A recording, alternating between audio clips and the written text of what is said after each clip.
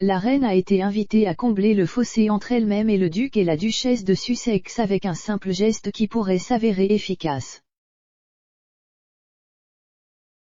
Avant Noël, Daniela Elser, une experte royale, a parlé de ce que Sa Majesté peut faire pour raviver une relation difficile entre le couple.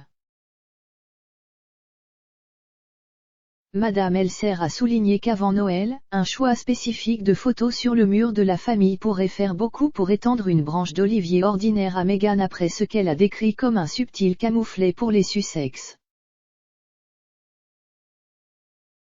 Madame Elser a déclaré, ce qui est intriguant ici, ce n'est pas la conversation banale et abrutissante ou l'apparition de royales d'orgie candies dans le cadre, mais la sélection d'images de la famille de la reine qui sont apparues à l'arrière-plan de la pièce particulière qui se trouve être elle le salon et le bureau de majesté. Une série de clichés était clairement visible, dont un de William et Kate, le duc et la duchesse de Cambridge pris pour leurs fiançailles et un autre de William et de son frère, le prince Harry. Pas ici. L'épouse de Harry, Meghan, la duchesse de Sussex. Pour être juste, la sélection d'images était loin d'être récente. Cependant, l'omission continue de toute image de l'actrice devenue duchesse devenue créatrice de contenu ou des Sussex en arrière-plan de ce genre de moments officiels a longtemps été un point sensible. Leur exclusion de la sélection de clichés familiaux choisis pour le discours de Noël de la reine en 2019 était, selon la biographie fin d'un Freedom, pour Harry et Meghan, c'était encore un signe qu'ils devaient tout considérer leur propre chemin. Pourtant, ce qui est intéressant aujourd'hui, c'est le fait que la reine doit se rendre compte qu'elle pourrait utiliser de telles séances de photos comme moyen d'étendre une branche d'olivier royal à sa belle-fille si elle le voulait. L'ajout d'une photo soigneusement choisie de Harry et Meghan, ou même du baptême de leur fils Archie, inséré parmi tous les autres souvenirs de famille serait un geste important et puissant après tant de tumulte et de drames.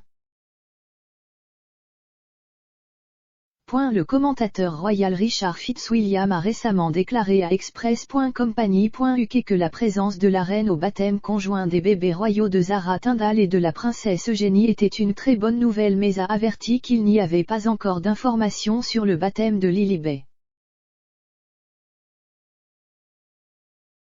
Monsieur Fitzwilliam a déclaré, c'est une très bonne nouvelle que la reine ait assisté au baptême commun aujourd'hui et il faut espérer que ce sera le premier des nombreux engagements auxquels elle pourra assister dans les mois à venir. Cela lui aura apporté beaucoup de plaisir personnel d'assister à cet événement important dans la vie de deux de ses arrière-petits-enfants. Il a été décidé de garder cela, à la chapelle All Saints, Royal Lodge, un événement privé. Sans aucun doute, de charmantes traditions de baptême royal auront été observées. Le commentateur a ajouté, le prince Charles et la duchesse de Cornouailles ont ramené des bouteilles d'eau bénite du Jourdain, qui sont utilisées lors des baptêmes royaux, lors de leur récent voyage.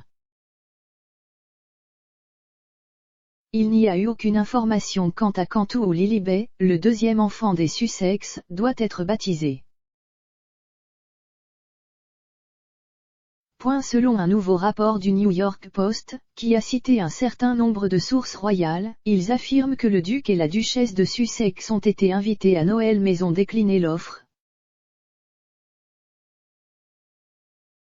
La source royale a déclaré, il y a beaucoup de choses qui entrent dans la logistique et la planification du Noël en famille, alors bien sûr, le personnel sait que Harry et Meghan ne viendront pas.